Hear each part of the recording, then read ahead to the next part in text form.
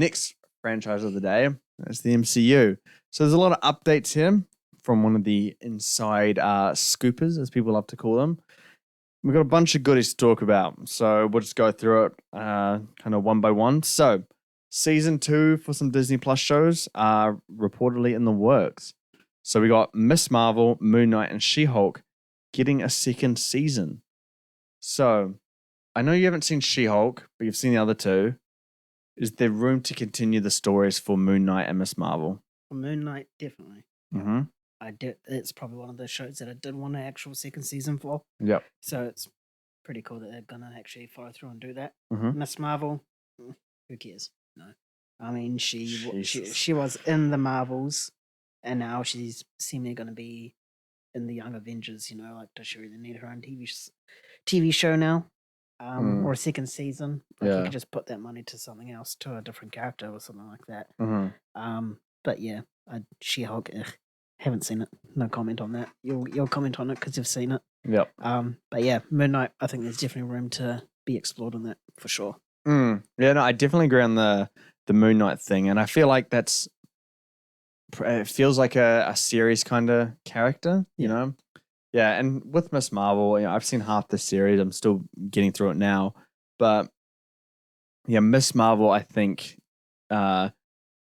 she's at the point where she's been upgraded to movies. So probably, you can spend that money elsewhere, like you said. She's going to be in movies from now on. So use the feature length kind of format to continue her story and try and build up another character through a series. I don't think she needs a season 2. And in fact, she's probably going to be a larger part of the MCU to the point where it's almost a disservice to have them on as a Disney Plus show. Yeah. I think Disney Plus shows are reserved for the smaller characters getting fleshed out and stuff. As for She-Hulk, oh man, I did not like. I think She-Hulk is genuinely the worst thing that Marvel has ever produced ever. Like, it's horrifically bad. Like, and I've disliked a lot of Marvel things, especially recently. But it was always like a dislike where it's like, I didn't really like that. But then this one, I was like watching it, I'm like, holy shit, this is hard to continue. Like, thank God it's serious. I can pause it right now and leave. But you didn't. I didn't. I kept watching. I did like the final 2 episodes. Mind you, I think Daredevil makes one of them. And the last episode, I think, is crazy meta. I hope they kept that. But the writing is just awful. Do I think She-Hulk can continue to work, or was it failed? Is really the question in my mind right now. I don't know if She-Hulk works as a character. Not in this universe. Just because they butchered it from the beginning. And if you decide to ever watch it, easy to watch in terms of length and to get through it. But if you do decide to watch it, yeah, I'd be keen to hear your thoughts on it, because they completely butchered the character. I think it might be beyond saving. So I'm not excited for a She-Hulk season 2. I already put my life on the line and I watched the first season. I don't know if I have the strength to get through a second season. Might kill you, bro. Huh? Might kill you. Yeah, exactly. I feel like I aged while I watched it. I feel significantly older. Wiser, yeah. I don't feel as happy anymore. Like, there's like a coldness in my heart that's just, I've been really struggling to feel lately. Like, it numbed me. Welcome to adulthood. Yeah, it's really adulthood. She-Hulk just rapidly sped up the process. Yeah, but otherwise, excited for more Moon Knight. But I think there's better Disney Plus ideas out there. Oh, definitely. Yeah. Also, we have more news regarding some build up to Avengers Secret Wars, which is about time because the movie's only, 3 years away or something like that? 2025? I'm pretty sure it's 26, but it's crazy to think about because it feels like there's been no build up at all for it, right? Yeah. So we have a little bit of an idea on what we can expect for the build up to Avengers Secret Wars. The build up to Infinity War and Endgame, they had the prominent movies that stood as that. Civil War, for example, was a big movie leading up to Infinity War. There are other movies that I can't think of on the top of my head, but there were the movies. So these are movies seem to set up the ground for Avengers Secret Wars, and that's Spider-Man 4, Shang-Chi 2, Fantastic Four, and Deadpool 3. they're the ones that are going to be setting up Avengers Secret War more fully. So, yeah, what do you think about that? I think I'm more surprised by Shang-Chi because he seems like a sort of side character. I would say, do you remember the post-credit scene for Shang-Chi? Yeah. I think that might have something to do with it. I think so too, but just whenever someone thinks, sorry, I thought my arm was bruised, but it wasn't. Got sidetracked.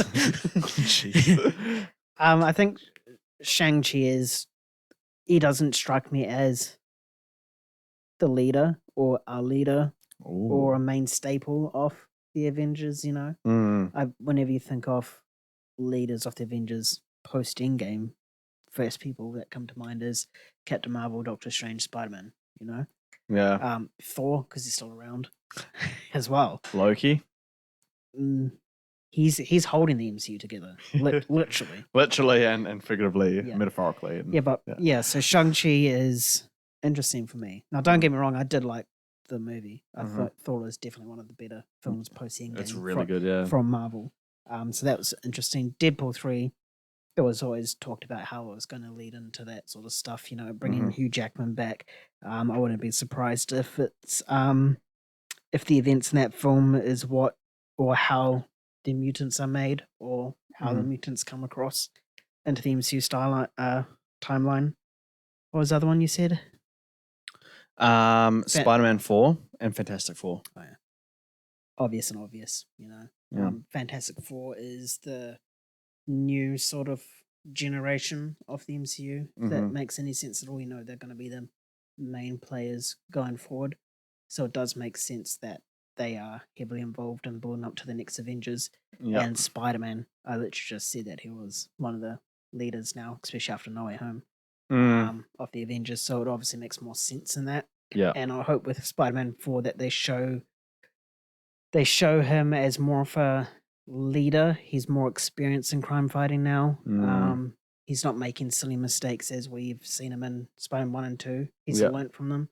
I'd rather see that than just him make another mistake and him try to fix it. Yeah. Because it just doesn't show that his character is actually developed at all. Really. And there's no Mr. Stark to protect him this time. Exactly. Save him. Exactly, yeah. So I think Spider-Man 4 just needs to be based on his growth. And him, I think he just needs to leave, maybe not MJ, but Ned. I think he does need to leave Ned.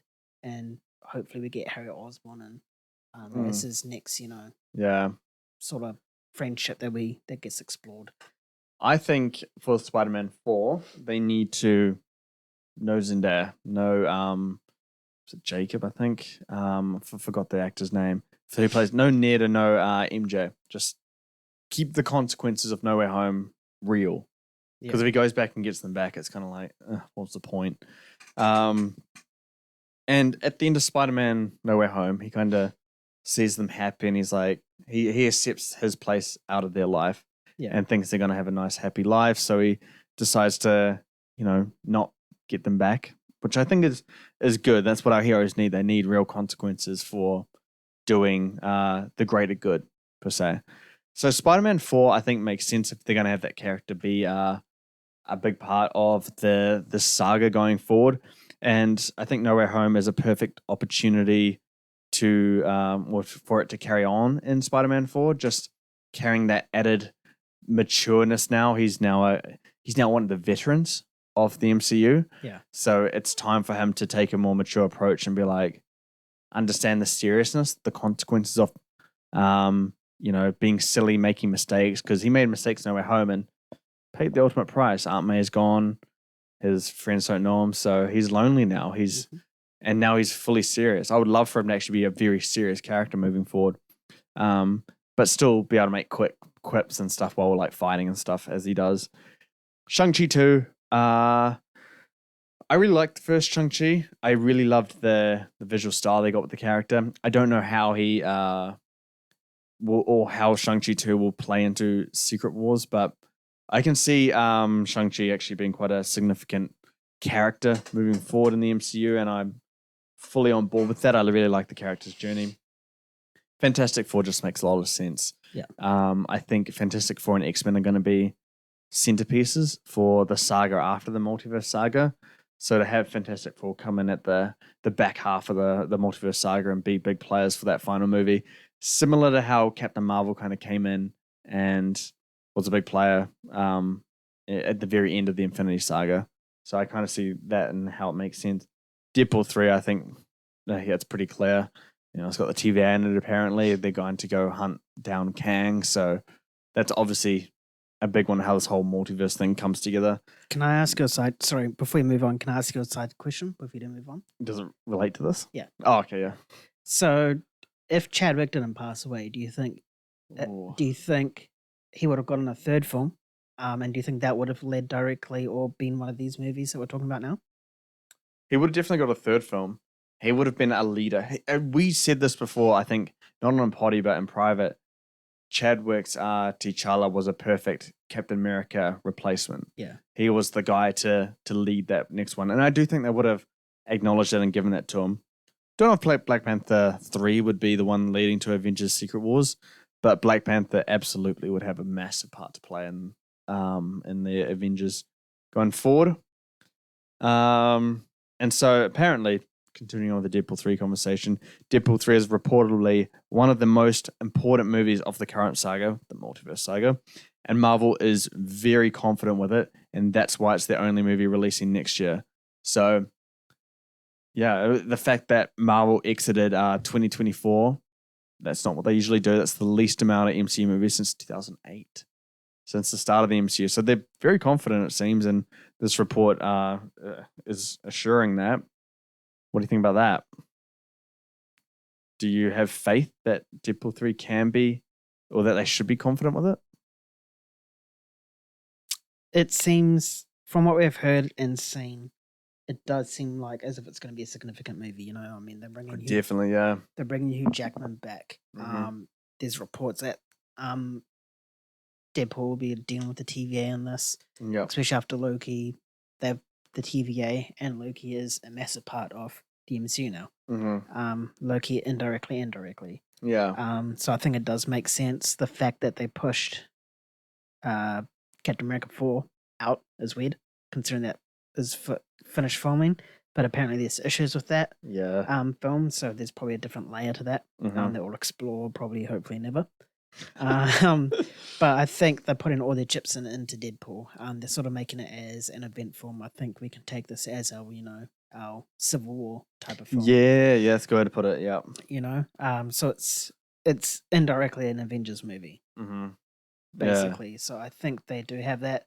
And I think Marvel is smarter.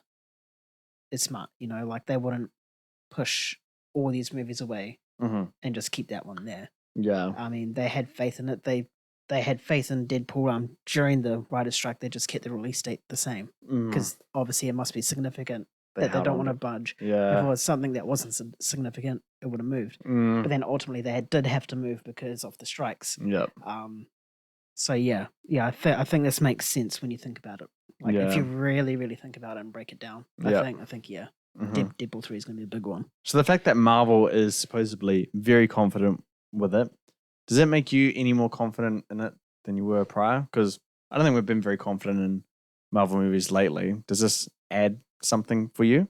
Not at all, but I am excited. Yeah. A bit more. Just the fact that Marvel is finally trying to build the saga now and lead to something. The fact that Deadpool 3 is going to be that. Yeah. Be a catalyst for that. The first film we see from Marvel with this character and Hugh Jackman coming back. Those two reasons alone is going to be huge. Yeah. Don't think it's going to be R16, which is a bit of a bummer. Apparently it's R-rated.